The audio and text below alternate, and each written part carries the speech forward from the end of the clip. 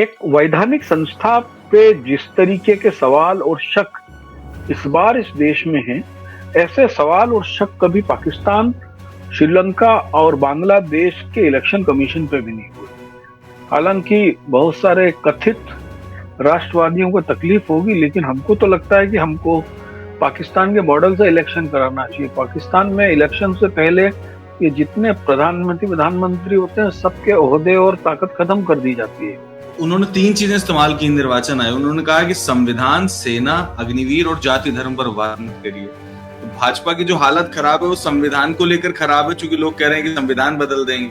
सेना को लेकर की हालत खराब है, चूंकि लद्दाख में कब्जा हो रहा है, अरुणाचल प्रदेश में कब्जा हो रहा है, और अग्निवीर को लेकर कितना रिसेंटमेंट है कि भारतीय जनता पार्टी की हालत खराब है, प्राइम मिनिस्टर की हालत खराब है। तो ऐसा लग रहा है कि भाजपा की तरफ से इलेक्शन कमीशन ऑफ इंडिया प्रवक्ता बन के कह रहा है भैया इनकी बात मत करो, अगर इनका करोगे तो भाजपा हार जाएगी। डेमोक्रेसी में जो प्राइमरी अथॉरिटी है वो कौन है?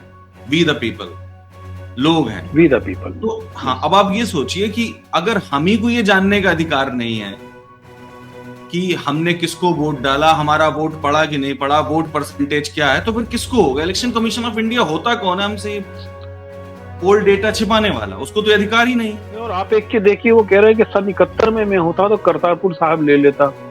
तो भाई साहब, डोकलाम की बातें आपने क्या ले लिया है? आपकी सरकार थी, आपका विदेश मंत्री बड़े आतंकवादियों को काबुल छोड़ने गया था, उसके बाद आपने उनका क्या छुड़ा लिया? अगर मान लो मेरा प्रधानमंत्री ये कहेगा मुझे कि भाई मैं अवतरित हुआ, परमात्मा ने मुझे पैदा किया है, तो आप सोचिए एक आदमी जो बुंदेलखंड में बैठा हुआ है वो क्या बोलेगा? अरे भैया भगवान अवतरित, हम भी अवतर रहे भैया।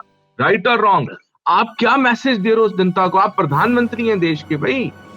How can we expect this kind of things from our prime minister? And he's a prime minister not only of BJP, he's a prime minister of everybody. Rahul Gandhi जैसे लोग हैं जो लगातार सकारात्मक राजनीति कर रहे हैं, कह रहे हैं कि किसानों का सिर्फ कर्जा माफ नहीं करेंगे, किसानों का कर्जा माफ करने के लिए एक आयोग बनाएंगे, कमीशन बनाएंगे, स्थायी आयोग होगा, स्थायी आयोग जिसका वैधानिक दर्जा हो। जरा सोचिए कितनी बड़ी बात हो। और उनका लाखों रुपए का कर्जा माफ हो जाता है। और भारत का जो गरीब किसान है उसे संघर्ष करना पड़ता है, रोड पर आना पड़ता है, पुलिस की लाठियां खानी पड़ती हैं, उनके ऊपर फायरिंग होती है और अपने लोन वेवर के लिए। और सोच के देखिए हमने क्या मिडिल क्लास पैदा किया है इस देश के अंदर, कि भारत की मिडिल क्लास ये बात बोलती है कि ये किसान नहीं है, हमें इनका कर्जा माफ नहीं करना चाहिए। तो जो इतना बड़ा नरसंहार हुआ है, 22 लाख लोगों को घर से विस्थापित कर देना, शहर के शहर को नेस्तनाबूद कर देना, 40,000 लोगों को मार डालना, 1.25 लाख लोगों को स्थायी रूप से विकलांग बना देना,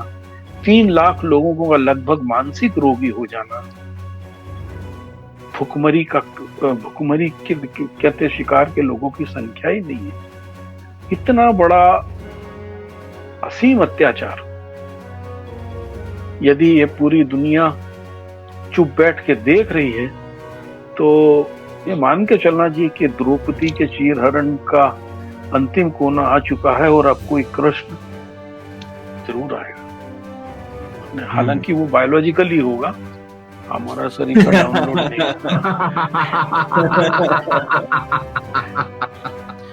सलाम, नमस्कार, मैं हूं कुणाल पाठक और आप देख रहे हैं द लखनऊ पोस्ट आज का अखबार। आज के अखबार में मेरे साथ हैं मेरे मेहमान पंकज चतुर्वेदी जी, एनबीटी के पूर्व संपादक, और मेरे दोस्त अश्वनी। नमस्ते। हाय अश्वनी। नमस्कार कुणाल, कैसे हैं आप? बढ़िया अश्वनी। आज की खबर की शुरुआत इंडियन एक्सप्रेस की एक खबर है पंकज जी, जिसमें है women voter turnout higher than man in phase 5। Election commission कह रहा है, इलेक्शन कमीशन ये बता रहा है कि 5वें दौर में महिलाओं ने ज्यादा वोट दिया और पुरुषों ने कम वोट दिया। लेकिन इलेक्शन कमीशन जो ये बता रहा है इससे अधिक उसको ये बताना चाहिए कि वो फॉर्म 17C को क्यों अपलोड नहीं कर रहा। फॉर्म 17C का मतलब है number of votes polled in a particular polling station. तो वो ये बताने में हिचक क्यों रहा है, क्यों नहीं बताना चाहता? क्या इससे पहले कभी फॉर्म 17C को अपलोड करने में, डालने में, उसका डेटा बताने में किसी इलेक्शन कमीशन को परेशानी हुई थी जो इनको नई परेशानी है? ये सुप्रीम कोर्ट में भी जाके कह रहे हैं कि हमारी कोई वैधानिक जिम्मेदारी नहीं है कि हम फॉर्म 17C अपलोड करें और कितना नंबर ऑफ वोट्स पोल्ड हुए पोलिंग स्टेशन उसको बताएं। पंकज जी, अकेले उन्होंने ये नहीं बोला है सुप्रीम कोर्ट ने, उन्होंने ये भी बोला है कि यदि हम असली डाटा सही समय पर कर देते हैं उसका मिसचीफ हो सकती है। क्या सही है, बोला।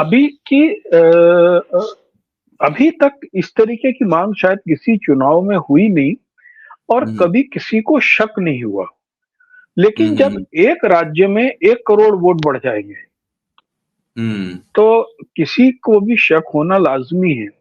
जब इलेक्शन बहुत नजदीकी टकराव का और 10-20 हजार 5 हजार वोट से हार जीत का हो और अचानक जिस राज्य में 18 सीटें वहां पे 1 करोड़ वोट बढ़ जाए तो शक होना लाजमी है। और यदि हम इसको फिर पलट के देखें तो वीवीपैट और ओरिजिनल वोट्स की मिलान के समय भी सुप्रीम कोर्ट ने के सामने जो शक जाहिर किया गया था और एडुकेट फैक्ट के कारण उस शक को कोर्ट ने स्वीकार तो नहीं किया था लेकिन पार्शली इसको स्वीकार भी किया था कि भाई वीवीपैट और उसके जो मिलान है उसके लिए गुंजाइश छोड़ी थी उसने। उसी समय से एक शक लगने लगा था कि जब हम इस चेक को बंद करते हैं तो ये एक पॉसिबिलिटी बन रही कि आप वोट बढ़ा रहे हैं। देखिए, झांसी में मतदान के पहले ही 17B फॉर्म पर पार्टी के अभिकर्ताओं को दस्तखत करवाए जा रहे थे गुमराह करके। विलेज लेवल का जो बूथ पे आदमी बैठता है बहुत ज्यादा पढ़ा लिखा नहीं होता है। हम्म। वहां पर ये मसला सामने आया। प्रदीप जैन आदित्य ने जाकर डीएम को शिकायत की कि आप पहले से फॉर्म पे दस्तखत क्यों करा रहे हो। इसके अलावा नालबारी में, अहमदनगर में, नालबारी असम में, अहमदनगर महाराष्ट्र में बहुत स्पष्ट केसेस सामने आए हैं कि जिस स्ट्रांग रूम में ईवीएम मशीन रखी गई हैं उसके अंदर कुछ अवांछित दखल हुए हैं।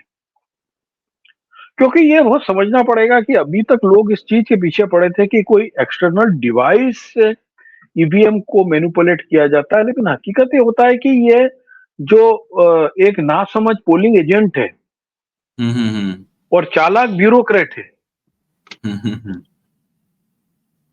वो ही उसको मैनेज कर देते हैं। सही बात है, एक्सटर्नल डिवाइस की क्योंकि जो जरूरत ही नहीं। वोट, हाँ, ये वोट बढ़ रहे हैं ना भाई। मालूम पड़ा कि कुछ जगह जो टोटल पोलिंग हुआ था उससे ज्यादा वोट आ रहे हैं।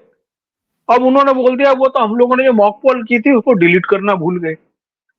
अब मॉक पोल में आपने किसको कितने वोट दिए थे वो तो नहीं मालूम ना, वो तो इस मशीन में जुड़ गए और आपके पास कोई सिस्टम नहीं कि उसको डिलीट कर दिया जाए कि फर्स्ट 10 मॉक पोल के थे।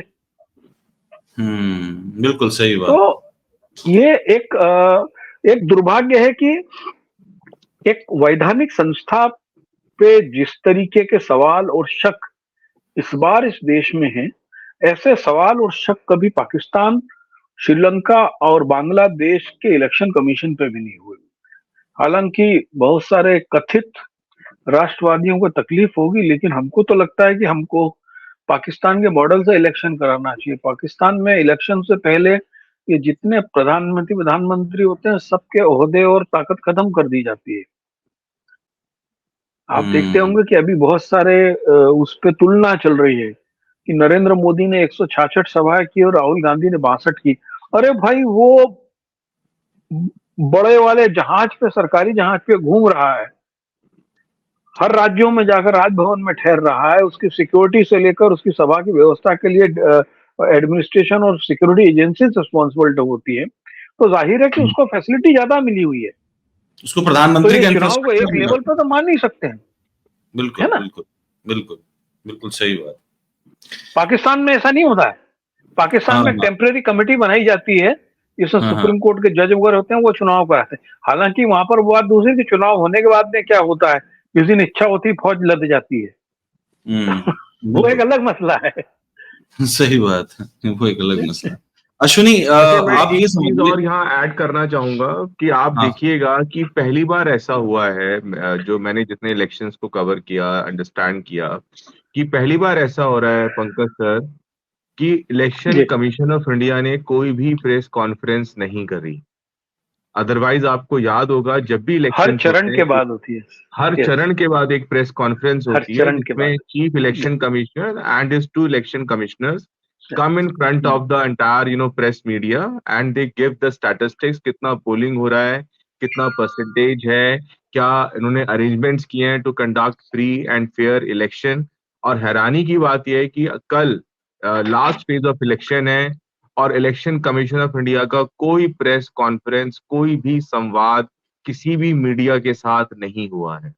सेकंड लास्ट है, सेकंड लास्ट। हाँ बिल्कुल सही कह रहे हैं। Second last. और आप इसमें एक सवाल और मैं आपको कहूंगा कि इतना इन्हें इसको में श्रूडनेस, जिसको हम हिंदी में धूर्तता कह सकते हैं, उसके अकॉर्डिंग उन्होंने लास्ट 2 फेज के पहले 2 इंस्ट्रक्शन जारी किए कि कांग्रेस फौज के मामले में ना बोले, और एक फॉर्मेलिटी में बोल दिया था कि बीजेपी धार्मिक मामले को ना बोले। अब हाँ। जब तो सब जानते हैं कि बीजेपी धार्मिक मामले को नहीं बोलेगी तो उनको बोलने को कुछ नहीं रह जाएगा। और उसको उन्होंने सुना भी गाय और धर्म है बस। ठीक है, क्योंकि वाइजली उन्होंने ये चीज देखा कि जो अभी जो चुनाव हो रहे हैं इस फेज में, वो है हरियाणा, हिमाचल प्रदेश, पंजाब, जो बड़े राज्य हैं। इन सभी राज्यों की इकोनॉमी बहुत बड़ी फौज के थ्रू ही चलती है। वहां पे अग्निवीर एक बहुत बड़ा मसला है। yes, ये 3 राज्यों से आर्मी में कंट्रीब्यूशन सबसे ज्यादा है। हरियाणा पंजाब के तो गांव आपको मिलेंगे, इवन हिमाचल प्रदेश में। बिल्कुल सही बात। और आप कल का देखिए, तो उन्होंने उसके पहले बोला कि भाई आप फौज को इस्तेमाल मत करो। रे भैया, वो जो कर रहे हैं वो तो फौज को इस्तेमाल कर रहे हैं हर जगह।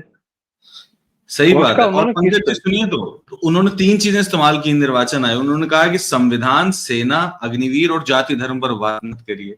तो भाजपा की जो हालत खराब है वो संविधान को लेकर खराब है, चूंकि लोग कह रहे हैं कि संविधान बदल देंगे।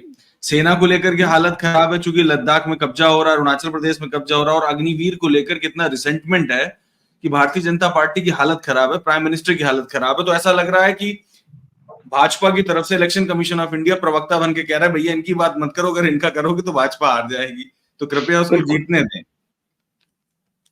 अच्छा, एक चीज और है सुनी, आप देखो कि डेमोक्रेसी में जो प्राइमरी अथॉरिटी है वो कौन है? वी द पीपल, लोग हैं। We the people. तो हाँ, अब आप ये सोचिए कि अगर हम ही को ये जानने का अधिकार नहीं है कि हमने किसको वोट डाला, हमारा वोट पड़ा कि नहीं पड़ा, वोट परसेंटेज क्या है, तो फिर किसको होगा? इलेक्शन कमीशन ऑफ इंडिया होता कौन है हमसे पोल डेटा छिपाने वाला? उसको तो अधिकार ही नहीं है। प्राइमरी अथॉरिटी नहीं है। कुणाल, आपको एक बात समझनी पड़ेगी कि मैं आपको दोबारा ये बात कहूंगा कि जो इंस्टीट्यूशंस होते हैं, इंस्टीट्यूशंस को बिल्ड किया जाता है ताकि वो इंडिपेंडेंटली, ऑटोनॉमसली काम करें। और जो हमारा सेंट्रल इलेक्शन कमीशन है, चीफ इलेक्शन कमिश्नर जो है हमारे, ये उनकी जिम्मेदारी बनती है, मोरल लीगल जिम्मेदारी बनती है कि वो जो इलेक्शन कमीशन ऑफ इंडिया है उसका जो कंडक्ट है वो कॉन्स्टिट्यूशनल बॉडी की तरह होना चाहिए। लेकिन अनफॉर्चुनेटली आज, जैसे सर ने बड़ी अच्छी बात कही कि आज अगर आप पूरा भारत का 75 ईयर्स का आप हिस्ट्री देखेंगे तो आज के टाइम में जो इलेक्शन कमीशन ऑफ इंडिया का प्रोफाइल है, उसका जो रेपुटेशन था, वो सबसे लोअर लेवल पर है, लोएस्ट है आज की डेट में। कि आज हम इस बात पे सवाल करने लगे हैं। आप सोचिए, वी आर आस्किंग क्वेश्चन कि आप हमारे को वोटर टर्नआउट परसेंटेज क्यों नहीं बता रहे हैं, आप हमको क्यों नहीं बता रहे हैं, आप सीईसी साहब प्रेस कॉन्फ्रेंस क्यों नहीं कर रहे हैं, क्यों नहीं वो जर्नलिस्ट के सामने आके, प्रेस मीडिया के सामने आके बात जैसे पहले हुआ करता था। मुझे याद है जब हम स्कूल टाइम में भी हमने देखा कि हमेशा ईसीआई के बाहर, आपको याद होगा पंकज जी, लाइनें खड़ी हो जाती थी वैन्स की और पूरे प्रेस मीडिया पूरा रोड बंद हो जाता था, पूरा बंद हो जाता था, इतनी भीड़ होती थी। और आज हम देख रहे हैं ये कोई प्रेस कॉन्फ्रेंस नहीं कर रहा है, कोई डेटा नहीं बाहर आ रहा है, बताया नहीं जा रहा है। अच्छा, आप कल के अखबार में था कि उन्होंने पहले कहा कि यहाँ पर परसेंटेज जो है नीचे गई है वोटर टर्नआउट, फिर बाद में दोबारा कहा कि परसेंटेज अप हो गई है। आप सोचिए कि इलेक्शन कमीशन ऑफ इंडिया के खुद के डेटा में डिस्क्रिपेंसी क्रिएट हो रही है, तो आप क्या कर रहे हो? 6 to 8%। कंप्यूटर एज में 6 to 8% वेरिएशन है। बिल्कुल सही। और सबसे बड़ी चीज आप देखिए कि दुर्भाग्य है कि जब हम डिजिटली स्ट्रांग वर्ल्ड की ओर बढ़ रहे हैं, उस दौर में सबसे लंबे समय तक आप चुनाव करा रहे हो। क्यों जरूरत है भाई? 2.5 महीने। आप सोचिए कि एक राज्य का चीफ मिनिस्टर, उत्तर प्रदेश से बड़ी राज्य का चीफ मिनिस्टर, पिछले 80 दिन से 144 सभाएं कर रहा है, वो अपने राज्य को, उसका ध्यान ही नहीं है। असम का चीफ मिनिस्टर है, वो सभाएं कर रहा है, उसको अपने राज्य का ख्याल ही नहीं है। बिल्कुल सही बात है ना? तो और आपको इतना चाहिए कि लंबा जल्द से जल्द आप प्राइम स्पान मिनिस्टर दें, जल्द से जल्द आप नई सरकार दें। भाई अभी तो वर्तमान प्रधानमंत्री केयर टेकर प्राइम मिनिस्टर हैं, या आपने जैसे बताया कि मुख्यमंत्री 144 सभाएं कर रहा है, प्रधानमंत्री भी 160 सभाएं कर चुके हैं, तो क्या ये राष्ट्रीय काम देख पा रहे होंगे? केंद्रीय सरकार को ढंग से देख पा रहे होंगे? जल्दी से खत्म करना चाहिए था। तो चुनाव एक महत्वपूर्ण मसला है, लेकिन अब यदि हम सोचे पहले फेज के इलेक्शन को हम याद करें, और आज के तो हम भूल गए पहले फेज का इलेक्शन। सही बात, पहले फेज की हमें याद ही नहीं है। सीरियसली आपको बोल रहा हूँ, हम भूल चुके हैं। मेरी उंगली की शाही तो मिट चुकी है दूसरे फेज में वोट डालने के बाद। तो हम, और दूसरी चीज है कि मॉडर्न कोड ऑफ कंडक्ट के नाम पे काम रुके हुए हैं। कहीं पे सिक्योरिटी फोर्सेस की प्रॉब्लम चल रही है, कहीं पे क्रिएटिव वर्क नहीं हो पा रहे हैं, कहीं पे पॉलिटिकल एक्टिविटीज नहीं हो पा रही हैं। और इसका मुझे लगता है कि देखिए, आप अब यदि आप पलट के देखें तो आपको साफ साफ लगेगा कि भारतीय जनता पार्टी का जो चुनाव कैंपेन था, उसके अकॉर्डिंगली चुनाव आयोग ने फेज में इलेक्शन को डिवाइड किया। शुरुआती इलेक्शन दिल्ली के आसपास और फिर अंत के इलेक्शन दिल्ली के आसपास, जिससे कि उनको यहाँ पर horse trading, bargaining, extra curriculum activities, इसके लिए सेंट्रलाइज्ड ब्यूरोक्रेसी को इस्तेमाल करने की परमिशन मिले। तो हम कभी सोचे कि भाई क्यों नहीं पहले फेज में दिल्ली में आपने चुनाव कराया? जब आप गाजियाबाद में करा रहे थे तो यदि कोई समझदार आदमी होता तो गाजियाबाद, गुड़गांव, फरीदाबाद और दिल्ली, नोएडा एक साथ करा लेते, और बिल्कुल से पूरा दिल्ली एनसीआर कवर कर सकते थे लोग। तो हम उससे मुक्त हो जाते ना। क्यों ऐसा किया कि आप कहां चले गए? पूर्वांचल चले गए, उसके बाद फिर आप लौट के आ रहे दिल्ली के लिए। देखिए, उसका आंसर प्रधानमंत्री दे रहे हैं। आपके सवाल का जवाब प्रधानमंत्री ने दिया है, जनसत्ता में खबर छपी है। उसमें प्रधानमंत्री ने कहा कि विपक्ष पर हमला कर रहे हैं, प्रधानमंत्री को कह रहे हैं गाय के दूध देने से पहले ही घी को लेकर लड़ाई हो गई। गाय के दूध देने से पहले ही घी को लेकर लड़ाई हो गई। मतलब प्रधानमंत्री खुद स्वीकार कर रहा है कि प्रधानमंत्री का जो पद है वो असल में घी है, मलाईदार पोस्टिंग है। इसका मतलब माल मिलेगा यहाँ। ये कोई जिम्मेदारी भरा पद नहीं है, संवैधानिक जिम्मेदारी नहीं है, निर्मित है। इसलिए मैं इस लड़ाई में पहले हूं, तुम लोग लड़ते रहो, मैं इस लड़ाई में पहले हूं। ये इतना दुर्भाग्यपूर्ण उनका ये बयान है कि एक कोई जो ओहदा है, आप जो संविधान की शपथ लेके आ रहे हैं, वो देश की सेवा के लिए नहीं है, वो घी, दूध, दही, मक्खन, छाछ के लिए है। सही बात है, यही कहने का मतलब। तो ये आप देखिए, इस देश का दुर्भाग्य है कि हम लोग अभी भी ये नहीं तय कर पा रहे कि मैं किस चीज के लिए अपने प्रतिनिधि को चुन रहा हूं। कुछ लोग प्रधानमंत्री को चुन रहे हैं, कुछ लोग सांसद को चुन रहे हैं, सांसद को चुन रहे हैं तो उसे नाली बनवाने की उम्मीद कर रहे हैं। सही बात है। तो और आप देखिए कि हम इस देश को किस कोने में ले जा रहे हैं कि नॉर्थ ईस्ट का पूरा बेल्ट आपका इस समय रिफ्यूजी प्रॉब्लम को झेल रहा है। बांग्लादेश का एक स्लेन एमपी हमारे देश में आ जाता है और उसके यानी देश के विभत्स मर्डर्स में से हैं, उसके 650 टुकड़े किए गए। बताइए, क्यूब्स में। बताइए, यही बात। उसके लिए स्पेशल एक कसाई को बंबई से हवाई जहाज से बुलाया गया कि उसको to cut in the piece, और 25 करोड़ रुपए की उसमें सुपारी दी गई। और सबसे बड़ी चीज है कि वो जो एमपी है जिसकी हत्या हुई है वो दागदार है, उससे 25 मुकदमे हैं। ऐसा भी नहीं था। और वो इस देश में आ रहा है, कोई विदेश का मेंबर ऑफ पार्लियामेंट हमारे देश में आता है, कोई प्रोटोकॉल नहीं है, उसके आने की कोई खबर नहीं है। वही, मैं तो पाकिस्तान एक आम आदमी के रूप में गया था, तो हमारा तो एक रजिस्टर बना हुआ था, हमारी एंट्री हुई थी, फिर हम जहां जा रहे थे तो हमारे पीछे पीछे ही वो लगे रहते थे, जबकि हम तो बहुत सामान्य आदमी के रूप में गए थे। लिखने पढ़ने वालों की क्या इज्जत होती है? बिल्कुल, आप सही कह रहे हैं। आप सोचिए दूसरे देश के सांसद की क्या हैसियत है जब आप अपने देश के मुख्यमंत्री, सिटिंग मुख्यमंत्री को उठा के जेल में डाले दे रहे हैं। जब आप अपने देश के एक और मुख्यमंत्री को दबाव डाल करके मुख्यमंत्री पद छोड़ना पड़ा सोरेन को, और उनको बाद में जेल में डाल दिया गया। जो नेता हैं भले उन पर आपराधिक मामले, लेकिन खुलेआम उनको गोली मार दी गई। तो भी तो बांग्लादेश का सांसद था। हमारे अपने सांसद और विधायकों के साथ क्या हो रहा है आप ये और दूसरी तरफ असल में क्या है कि भारतीय जनता पार्टी को इसलिए परेशानी है कि प्रधानमंत्री तो आए बाएं साएं बोल रहे हैं, लेकिन इंडिया गठबंधन जो है बहुत सदी हुई भाषा का इस्तेमाल कर रहा है, इसलिए और परेशानी है। अब जो ये खबर मैंने आपको बताई गाय के दूध वाली, जिसमें प्रधानमंत्री को प्रधानमंत्री का पद जो है नरेंद्र मोदी जी को वो घी लग रहा है, वहीं सोनिया गांधी कह रही हैं कि लोकतंत्र व संविधान बचाने की लड़ाई में भूमिका निभाइए, और वो कह रही हैं कि ये चुनाव बेरोजगारी, महंगाई, संवैधानिक संस्थाओं पर आक्रमण जैसे मुद्दों पर लड़ा जा रहा है। आपको इस लड़ाई में आपकी भूमिका निभानी है। आपका हर एक वोट रोजगार लाएगा, महंगाई कम करेगा, महिलाओं को सशक्त करेगा और सुनहरे भविष्य में समता और बराबरी का भारत बनाएगा। तो अब आप सोचिए कि ऐसी सोच के साथ कैसे लड़ पाएंगे प्रधानमंत्री, तो बड़ा मुश्किल है। नहीं, और आप एक के देखिए, वो कह रहे हैं कि सन 71 में मैं होता तो करतारपुर साहब ले लेता।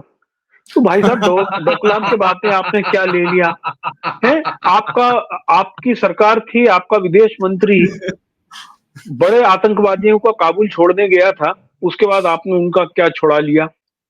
सही बात है ना। संसद के हमले के बाद, आपको बताऊं, आज संसद के हमले के बाद में जो आर्मी का मूवमेंट हुआ था बॉर्डर पे, वो कई हजार करोड़ रुपए का खर्चा था, और केवल मूवमेंट में हमारे 145 सैनिक मारे गए थे। सही कह रहे हैं आपने यानी भाई, आप ये नहीं बोल सकते ना कि बीजेपी, नरेंद्र मोदी व्यक्ति है कि पार्टी है कि सरकार है। आप देखिए कि सबसे बड़ा दुर्भाग्य है कि वो कह रहे हैं नरेंद्र मोदी होता तो बीजेपी होती तो नहीं। यानी कि नरेंद्र कि मोदी जी का कद जो है भाजपा और आरएसएस से ऊपर हो गया है। हाँ, भाजपा आरएसएस से ऊपर, देश से ऊपर हो गया है, देश से। हाँ, देश से भाजपा और देश से ऊपर हो गया। एक चीज मैं यहाँ पर ऐड करना चाहूंगा पंकज जी, आप समझिएगा कि अभी हमारे प्रधानमंत्री ने क्या बोला है। प्रधानमंत्री साहब ने कहा कि मुझे जो है, मैं बायोलॉजिकली पैदा नहीं हुआ हूं, मुझे ईश्वर ने अवतरित करा है। वो उसके पहले भी बोल चुके थे कि हो सकता है मेरी माँ ने मुझे पैदा किया हो। वो बयान भी था उनका बनारस में, जो उन्होंने दिया था। राइट। और परमात्मा की शक्ति का मुझे, हाँ, ये भी हो सकता है सुनी कि वो ये कह दें किसी दिन कि अगर 1947 में मैं होता तो ब्रिटिश एम्पायर में ले लेता। ब्रिटिश भारत को आजादी बाद मिलती, ब्रिटिश एम्पायर में ले लेता। नहीं, आप देखिए, देश का एकमात्र ऐसा प्रधानमंत्री हुआ है जिसने पठानकोट एयरबेस के हमले के बाद में आईएसआई को अपने देश में बुलाया और अपने कैंटोनमेंट एरिया के अंदर घुस के उनको जांच करने की परमिशन दी। हमारे देश में कभी ऐसा नहीं हुआ था, कभी नहीं हुआ। ठीक है। इसीलिए पंकज जी, ये बहुत जरूरी होता है कि इसीलिए हमारे संविधान में फंडामेंटल ड्यूटीज दी गई हैं, जिसमें कहा गया है कि आप साइंटिफिक टेम्परामेंट डेवलप कीजिए। आप सोचिए, जब प्रधानमंत्री इस तरीके की बातें करेंगे कि मैं बायोलॉजिकली नहीं पैदा हुआ, मुझे भगवान ने अवतरित कराया, परमात्मा की शक्ति डाउनलोड किया है।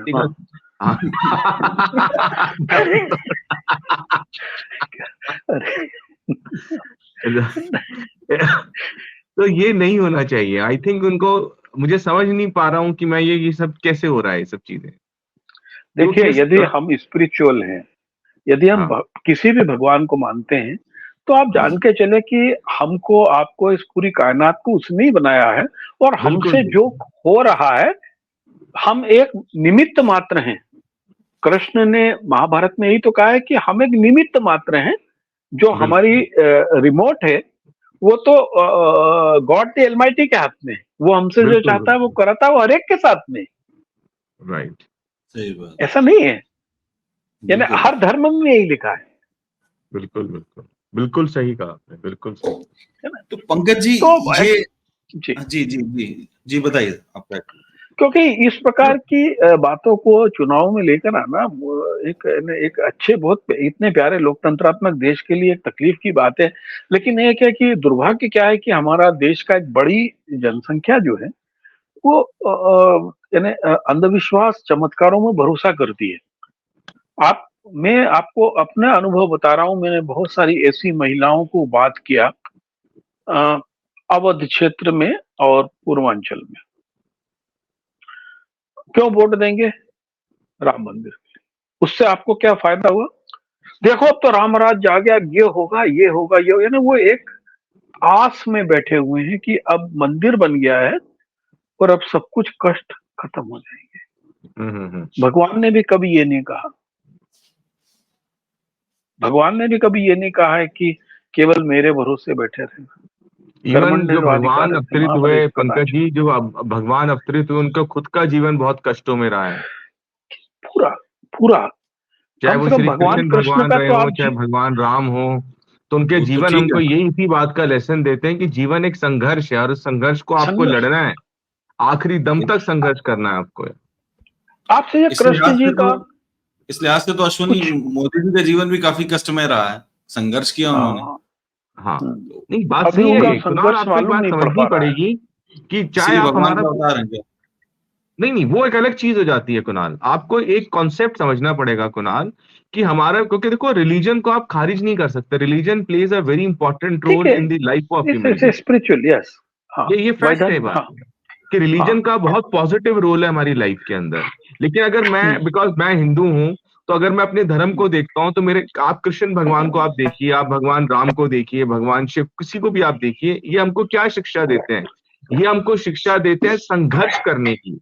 ये हमें शिक्षा देते हैं मोरालिटी की। कृष्ण भगवान से आप क्या सीखते हो? कृष्ण भगवान ने किसका साथ दिया? ताकतवर का या कमजोर का? कमजोर का साथ दिया, जिसके साथ कोई नहीं खड़ा हुआ था। पांडव, वो पांडवों के साथ खड़े हुए जाके धर्म की लड़ाई लड़ी। ऐसे ही आज हम लोग हैं, हमारा धर्म है, ये हमारी धार्मिक कर्तव्य बनता है कि हम लोगों तक सही बात पहुंचाएं। हम भारत की जनता को समझाएं कि आप सब्जेक्ट नहीं है, आप सिटीजन हैं, आप नागरिक हैं। ये जो मंत्रिमंडल है, ये प्रधानमंत्री, इनको आप चुन रहे हैं, आपकी वजह से ये गाड़ियों में घूम रहे हैं, आपकी वजह से बंगलों में रह रहे हैं। ये आपके पास पावर है, तो आप इस पावर का सही इस्तेमाल कीजिए। और वो सही इस्तेमाल कैसे होगा? जब आपके पास रैशनैलिटी होगी। और रैशनैलिटी कब होगी? जब आपके पास तार्किक बुद्धि होगी, आप शिक्षा प्राप्त करेंगे। और वो आप कैसे करेंगे? जब आप, अच्छा माहौल क्रिएट होगा। अगर मान लो मेरा प्रधानमंत्री ये कहेगा मुझे कि भाई मैं अवतरित हुआ हूं, परमात्मा ने मुझे पैदा किया है, तो आप सोचो एक आदमी जो बुंदेलखंड में बैठा हुआ है वो क्या बोलेगा? अरे भैया भगवान अवतरित, हम भी अवतर रहे भैया। राइट और रॉन्ग? आप क्या मैसेज दे रहे हो उस जनता को? आप प्रधानमंत्री हैं देश के भाई।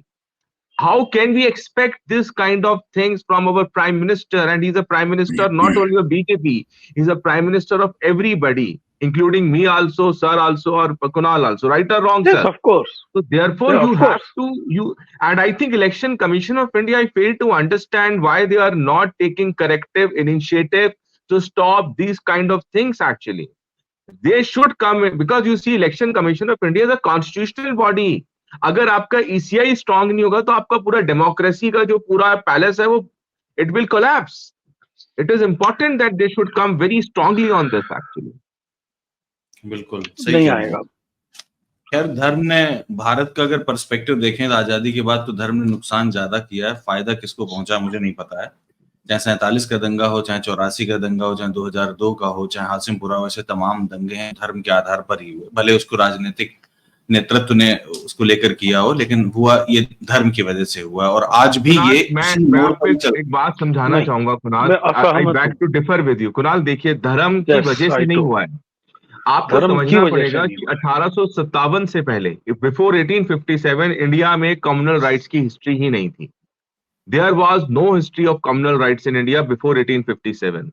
The communal problem is created by the Britishers because they don't want कि Hindu Muslims comes together and they will fight the British Empire. तो उन्होंने अपने सर्वाइवल के लिए किया। जो आप समझिए संस्कृत में एक ना, you need to understand Kunal, कि यथा राजा तथा प्रजा यथा राजा। जैसा कॉलर पकड़ के थोड़ा ना करवाया सुनी, उन्होंने कॉलर पकड़ के दंगे थोड़ा ना करवाए, कॉलर पकड़ के आपको कम्युनल थोड़ा ना बनाया।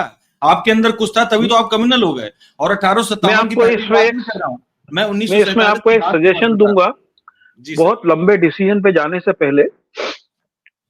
एक किताब है, उसका नाम है कम्युनल प्रॉब्लम, हिंदी में सांप्रदायिक समस्या। ये मैं एक मिनट में आपसे परमिशन चाहूंगा, एक किताब में दिखाता हूँ, ये मेरी बहुत अच्छी किताब है। यस, 1931 में जो कानपुर में दंगे हुए थे जिसमें गणेश शंकर विद्यार्थी शहीद हो गए थे, तो उसमें कांग्रेस ने एक जांच आयोग का गठन किया था। और उस जांच आयोग की ये रिपोर्ट है, जांच आयोग की रिपोर्ट का एक छोटा सा हिस्सा है। और इसको मैंने छापा था, दिवाकर जो इस समय नेशनल हेराल्ड में एडिटर है, उन्होंने इसका हिंदी अनुवाद किया था। ये बहुत मेरी फेवरेट किताब है सर, द कम्युनल प्रॉब्लम। यदि हम इसको पढ़ते हैं ना तो हमको मालूम पड़ता है कि धर्म का आधार, दंगों का आधार धर्म नहीं था। कैसे शराब के ठेकों को लेकर हुए दंगे, कैसे मछली के बंटवारे को लेकर हुए दंगों को धर्म का नाम दिया जाता है। देखो एक एक वो चुटकुला ही है, लेकिन मैं आपको बोलूंगा एक उसको जरूर ध्यान दे कि एक बार सड़क पे कुछ लोग जा रहे थे और अरेबिक कंट्री की किसी की सॉरी अफ्रीकन कंट्री की बात है, और वहां पर कुछ इंडियन सिख वगैरह थे, उनको कुछ लोगों ने रोका और उन्होंने बोला कि व्हाट्स योर रिलीजन, आप किस समाज के हैं, जात के हैं? तो उन्होंने बोल दिया हम मुस्लिम हैं। तो उन्होंने बोला मुस्लिम हो तो कुरान से कुछ हिस्से पढ़ के बताओ। सरदार जी ने गुरु ग्रंथ साहिब में से कुछ हिस्से पढ़ के बता दिए। उन्होंने बोला अच्छा ठीक है जाओ। जब वो आगे बढ़े तो सरदार जी साथ वाले पूछा तेरे को तो कुरान आनी थी, तूने तो और कुछ पढ़ के बता दिया। बोले असल में यदि उन्होंने कुरान पढ़ी होती तो हथियार लेकर सड़क पे लोगों को मारने को थोड़ी ना घूमते। Right right right right. तो धर्म के नाम पर दंगे होते हैं, धर्म पर दंगे। आप बताइए कि हमारे आपके परिवार में सदियों से होली दिवाली मनाया जाता है, हमारे घर में कभी कोई झगड़े होते हैं क्या कि दिया हम कैसे जलाएंगे, कहाँ रखेंगे? तो धर्म कभी दंगा नहीं कराता है। जो लोग धर्म की आड़ में, yes I do agree with you कि एक हमको एक बैनर चाहिए होता है दंगों के लिए, और मेरे आपके जितने दर्शक हैं उनको मैं सजेस्ट करूंगा कि ये सांप्रदायिक समस्या किताब को जरूर पढ़ें। हालांकि दुर्भाग्य से नेशनल बुक ट्रस्ट ने अब इसको छापना बंद कर दिया है क्योंकि उनको लगता है देश विरोधी किताब है ये। सर आप और सोचिए कि ये जो किताब है ये इतनी बेहतरीन किताब है, कम्युनल प्रॉब्लम, और ये मात्र 85 रुपीज की किताब है सर, ये मात्र 85। बिपिन चंद्रा जी ने इस पे इसकी भूमिका लिखी थी। हाँ, ये इसका फॉरवर्ड उन्होंने लिखा है, यहाँ पे मैं देख रहा था, ये किताब मैंने बहुत पहले ये यहाँ पे लिखा है इन्होंने, प्रोफेसर विपिन चंद्रा का इन्होंने, आप बिल्कुल सही कह रहे हैं, इंट्रोडक्शन में लिखा। विपिन सर का फॉरवर्ड है, इसका हिंदी में नहीं छापा है इसलिए मुझे तो इसके एक एक शब्द याद है। इसमें बताया गया है कि कैसे अकबर हर जगह चलता था तो अपने साथ गंगा जल। ये रिकमेंडेशन है हमारे सारे जो व्यूवर्स हैं कि इस किताब, एक और किताब में आपके साथ लेके आओ ना, बिगर डिस्कशन, वो भी किताब एनबीटी के, just give me a time. Anyway, अब तो ये चुनाव का मसला निपट रहा है और एक जो बड़ी खबर है आज सभी अखबारों में जो लगातार है, ये किताब मैं चाहूंगा कि ये मेरे जितने भी व्यूवर्स हैं देखें इस किताब को। बहुत अच्छी है, बहुत बढ़िया किताब है। इंडियन मुस्लिम्स, हाँ, ये हिंदी में भी ये किताब है, दत्ता का किताब है, रे का। इसका हिंदी अनुवाद अशोक पांडे ने इसका हिंदी अनुवाद किया है और इसके हिंदी अनुवाद का माहौल है ना, ये उस किताब, ये किताब उस माहौल पे एकदम खड़ी उतरती है सर, एकदम खड़ी उतरती है। बहुत शानदार किताब है, बहुत शानदार किताब है ये। सर ये शांतिमय रे हैं, उन्होंने किताब लिखी है, शांतिमन रे की किताब है और हिंदी में इसका अनुवाद अशोक पांडे ने किया था। और हिंदी किताब इसको भी अब एनबीटी ने छापना बंद कर दिया क्योंकि ये राष्ट्र विरोधी किताब है। तो अच्छा पंकज जी, आप ये देखिए कि मतलब चुनाव से जुड़ा तो नहीं है सवाल ये, पर ये सवाल इससे जुड़ा है कि भारतीय जनता पार्टी लगातार नकारात्मक राजनीति कर रही है। जैसे आप देखिए कि जो इनके चीफ मिनिस्टर हैं राजस्थान के, भजन लाल, ये कह रहे हैं कि ममता ने ओबीसी का हक मारकर मुस्लिमों को दे दिया। ठीक, दूसरी तरफ राहुल गांधी जैसे लोग हैं जो लगातार सकारात्मक राजनीति कर रहे हैं, कह रहे हैं कि किसानों का सिर्फ कर्जा माफ नहीं करेंगे, किसानों का कर्जा माफ करने के लिए एक आयोग बनाएंगे, कमीशन बनाएंगे, स्थायी आयोग होगा, स्थायी आयोग जिसका वैधानिक दर्जा होगा। जरा सोचिए कितनी बड़ी बात होगी, किसानों की दुर्दशा जो है उसमें बहुत सुधार होगा।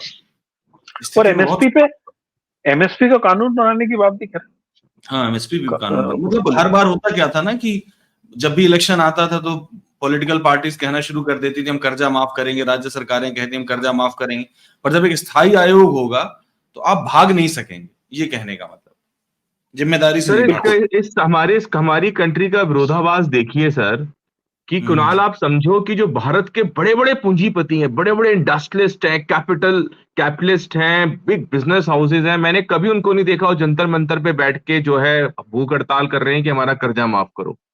वो अपना नारीमन पॉइंट में बैठते हैं, बेंगलोर में बैठते हैं, बॉम्बे में, और उनका लाखों रुपए का कर्जा माफ हो जाता है। और भारत का जो गरीब किसान है उसे संघर्ष करना पड़ता है, रोड पर आना पड़ता है, पुलिस की लाठियां खानी पड़ती हैं, उनके ऊपर फायरिंग होती है और अपने लोन वेवर के लिए। और सोच के देखिए हमने क्या मिडिल क्लास पैदा किया है इस देश के अंदर, कि भारत की मिडिल क्लास ये बात बोलती है कि ये किसान नहीं है, हमें इनका कर्जा माफ नहीं करना चाहिए। आप सोचिए। बिल्कुल और सही। जबकि ये आपको बहुत बताऊं बड़ा उस मिडिल प्रश्न क्लास बन की, गया है। और उस मिडिल क्लास की यह हालत है। मैं अपना एक उदाहरण बता रहा हूँ कि मैंने सन 2012 में 13 लाख रुपए का कर्जा लिया था मकान के लिए, और सन 2023 के दिसंबर में जब मैंने उसको चुकाया, 16,570 रुपए महीने की बाकायदा पूरी किस्त जमा करता था, और 13.5 साल बाद भी उसमें मेरे 1,60,000 रुपए और देने थे। 13 लाख के मैंने 26 लाख पूरे दिए हैं। तो ये मिडिल क्लास का भी एक्सप्लॉयटेशन है। लेकिन क्या होता है कि ये भाई से आपको मालूम नहीं पड़ता है कि आप किस तरीके हाँ, से पीछे जा कि रहे हैं, आपको चीजें महंगी पड़ रही हैं। होना क्या चाहिए था कि जो है ना, बैंक लोन का पीछे जा रहे कॉन्सेप्ट हैं। था वो ये था कि हम हाँ, आराम से चीजों को खरीद पाए।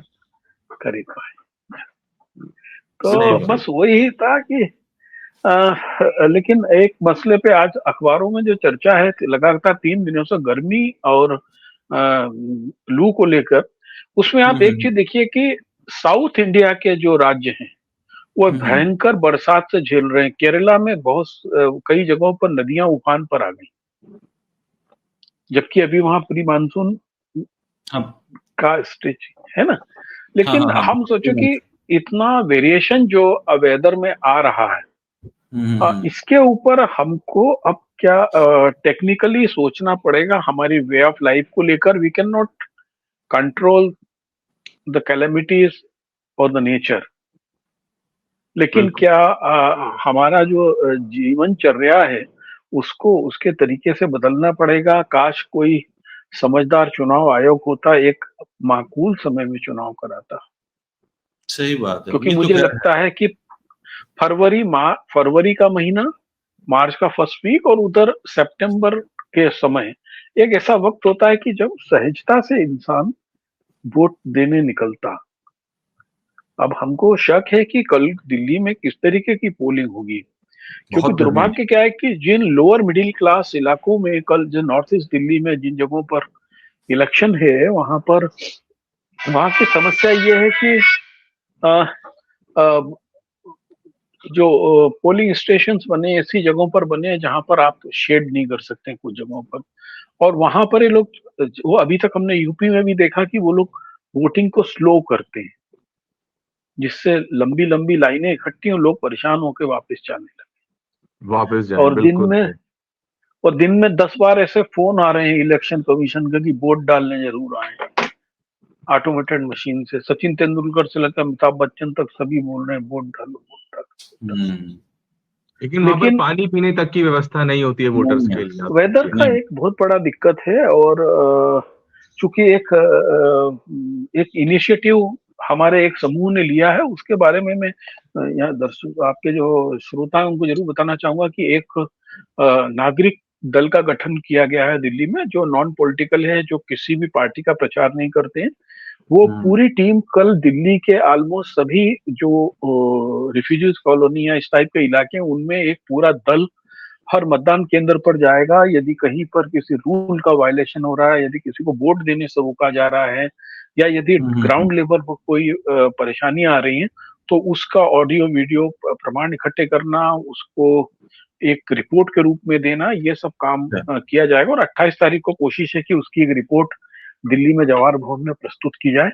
तो इसकी कल बहुत सारे लोग हमारे एज ए वॉलंटियर हमारे साथ जुड़ रहे हैं, और कल दिल्ली के लगभग जो नॉर्थ ईस्ट के, ईस्ट दिल्ली के, साउथ वेस्ट के जो विलेज के इलाके हैं उनमें हमारी टीम के लोग होंगे। इसका कोई स्ट्रक्चर नहीं है, सब लोग अपने अपने खर्चे से काम करेंगे। बस ये है कि एक कोर ग्रुप है जिसने डिवाइड किया हुआ कि इस इलाके को आप करेंगे। किसी को कोई चंदा नहीं दिया जा रहा है। यदि मैं कहीं जा रहा हूं तो मैं अपने खर्चे पे ही जाऊंगा। हम्म।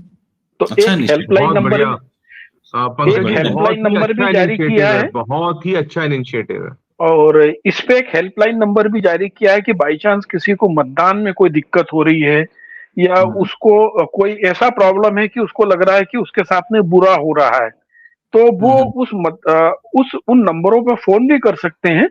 तो नंबर हम्म पे फोन करने पे ये होगा कि हमारे टीम के जो लोग हैं, जो भी हम्म लीगल या कोई मदद हो सकती है, वो हम्म उनको जरूर करेंगे। और यदि कोई नोट करना चाहे तो जो हेल्पलाइन का नंबर है 70419280 है।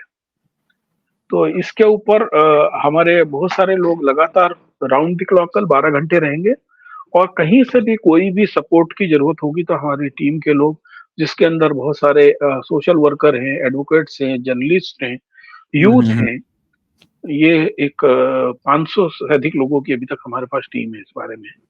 तो ये इसलिए कोशिश की है कि एक स्वतंत्र एक इनिशिएटिव हो जो इलेक्शन को मॉनिटर कर सके, और इलेक्शन में होने वाली दिक्कतों को हम लोग हम्म। नोट करके कम से कम अगली बार के लिए सरकार को और केंचुआ को, यानी केंद्रीय चुनाव आयोग को सूचित कर सकें कि भाई आप यहाँ पर अपना सुधार कर सकते हैं।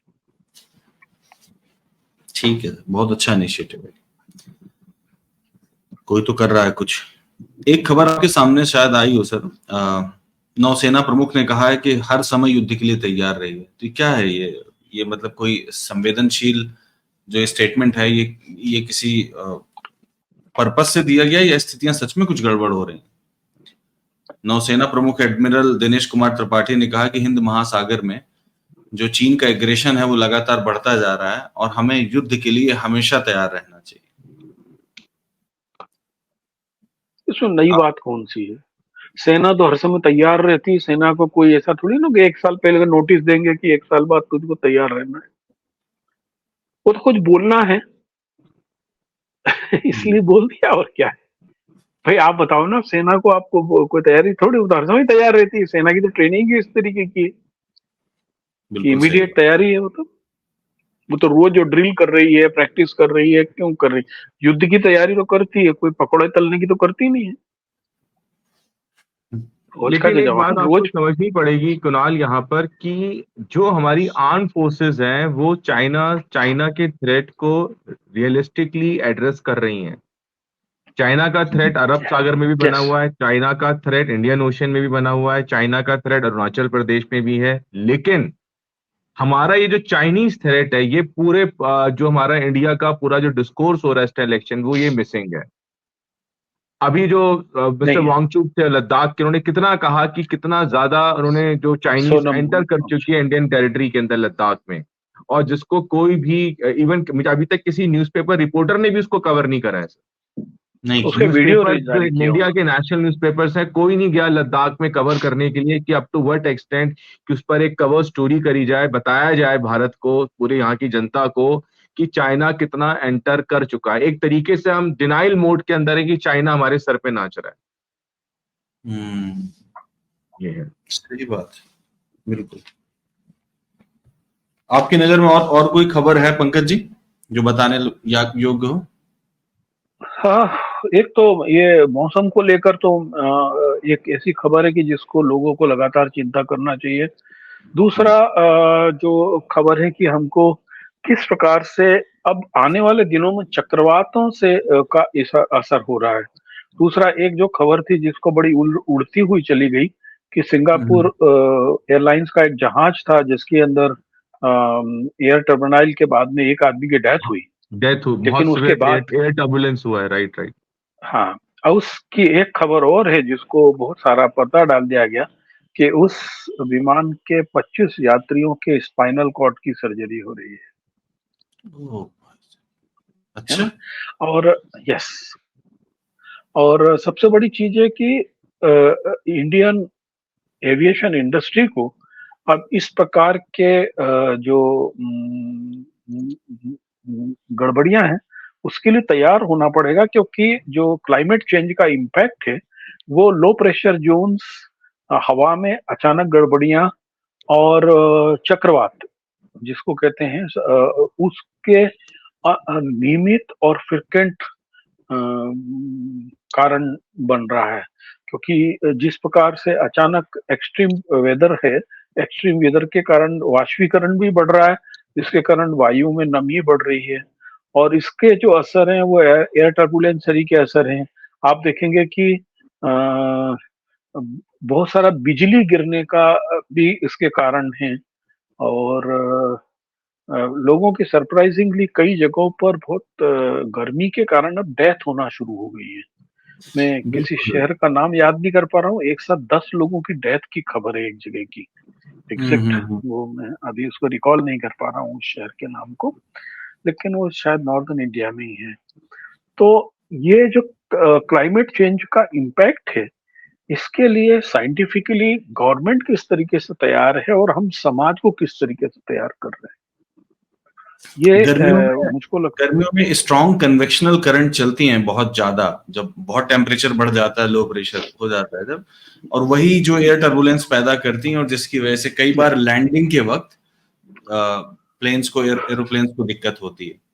पहले भी कई बार हुआ है। खैर क्लाइमेट चेंज का असर तो है ही, क्योंकि जिस तरीके से लो प्रेशर और हाई प्रेशर जोन में इंटेंसिटी बढ़ रही है, उसको कंट्रोल करना मुश्किल है। तो इसके लिए आम लोग किस तरीके से तैयार हों और उनका साइंटिफिक टेम्पर डेवलप हो, इसके लिए जरूर बातचीत सरकार में को करना चाहिए। जो हालांकि चुनाव में तो पानी सरी के मुद्दे पे भी चर्चा नहीं हो, तो क्लाइमेट चेंज पे कौन करेगा? क्लाइमेट चेंज मुझे तो ऐसा लगता है पंकज जी, क्लाइमेट चेंज मुद्दा ही नहीं है भारत के अंदर लोगों के लिए। हाँ सही बात, नहीं कोई मुद्दा नहीं, कोई मुद्दा नहीं। जबकि क्लाइमेट चेंज एक ऐसी चीज अभी है केवल जो एनजीओ सीधा के लिए सिर्फ क्लाइमेट चेंज एक ऐसी चीज है जो सीधा हमारी लाइफ को इम्पैक्ट करे। जैसे आपको पता होगा पंकज जी, जो पहाड़ी जो क्षेत्र होते हैं, वहां पर एक फूल आता है ब्रांच का फूल। अब वो बुरांस ब्रांच का अब वो फूल जो है नवंबर दिसंबर में आने लगा है, तो लोग घबरा रहे हैं इस चीज से। जल्दी खिल रहा है, उस पे तो चर्चा ये है अभी बहुत सारी बुरांस चीजें पे। हैं। राइट। 44 डिग्री एक टेम्परेचर हो रहा है दिल्ली के अंदर। हाँ मुझको लग रहा है कि अभी भी हमारे यहाँ 45-46 है, चल रहा है इतना। टेम्परेचर। एक आखिरी खबर है, अश्विनी पंकज जी आप दोनों लोग इसमें देखिए कि ये एक दिन पुरानी है, कि आयरलैंड और नॉर्वे और स्पेन ने कह दिया है कि वो फिलिस्तीन को रिकॉग्नाइज रिकॉग्नाइज किया है मान्यता इन्होंने। देगा। हाँ। और मोस्ट प्रोबेबली 28 मई को फिलिस्तीन रिकॉग्नाइज भी हो जाए as a UN member, permanent UN member. इसके बाद क्या स्थितियां बदलेंगी? लगता है कि इजराइल वॉर रोक देगा अपना तो मेंबर आज बना तो इसराइल का जवाब आ गया है कुणाल जी। इसराइल ने ओपनली कहा है कि अगर आप फिलिस्तीन को रिकॉग्नाइज करेंगे तो हमारे रिलेशन फ्राई हो जाएंगे एकदम। आज इसराइल का जवाब आ गया है। उनने तो दैट इज देयर आंसर। उन्होंने शायद वहां से अपने डिप्लोमेट्स को वापस बुलाने और उनके डिप्लोमेट्स को बाहर निकालने की प्रोसीजर भी शुरू किए हैं। देखिए, एक चीज है कि फिलिस्तीन के मसले में सबसे दोगले यदि कोई लोग हैं तो अरब कंट्रीज हैं। बहुत बढ़िया स्टेटमेंट दिया है पंकज जी ने। मैं फुली ये बात मैं बोलने वाला था। It's like you have snatch words from my mouth actually. क्योंकि just made a very very good statement. जब तक अरब के देश इस मसले पे अपने नजरिए को साफ नहीं करेंगे, केवल एक देश था ईरान जिसका कॉन्सेप्ट इस मामले में क्लियर था, और वो चूंकि वो एक अरब कंट्रीज की अपनी पॉलिटिक्स शिया और सुन्नियों को लेकर चलती है, वो शिया हिजबुल्लाह समूह को ही मदद कर रहा था। लेकिन सऊदी अरब अमेरिका की गोदी में बैठा हुआ है। आप बताइए ना कि ये पूरी दुनिया में किस तरीके के लोग हैं। हमारे यहाँ हम लोग फिलिस्तीन के लोगों के लिए राहत सामग्री भी भेजते हैं और फिर इजराइल के लिए गोला बारूद भी भेजते हैं। हम ही कर रहे हैं ना ये, बिल्कुल बिल्कुल, हम ही हैं, हम ही हैं, कोई दूसरा नहीं कर रहा है। बिल्कुल। तो मेरे हिसाब से यदि ऊपर वाले पे ये दुनिया भरोसा करती है, तो जो इतना बड़ा नरसंहार हुआ है, 22 लाख लोगों को घर से विस्थापित कर देना, शहर के शहर को नेस्तनाबूद कर देना, 40,000 लोगों को मार डालना, 1.25 लाख लोगों को स्थायी रूप से विकलांग बना देना, 3 लाख लोगों को लगभग मानसिक रोगी हो जाना, भुखमरी के कहते शिकार के लोगों की संख्या ही नहीं है। इतना बड़ा असीम अत्याचार यदि ये पूरी दुनिया चुप बैठ के देख रही है, तो ये मान के चलना जी कि द्रौपदी के चीरहरण का अंतिम कोना आ चुका है और अब कोई कृष्ण जरूर आएगा। हालांकि वो बायोलॉजिकल ही होगा, हमारा शरीर का डाउनलोड नहीं होगा।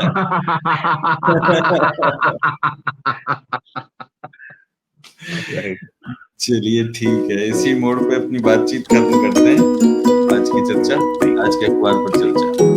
Thank you so much.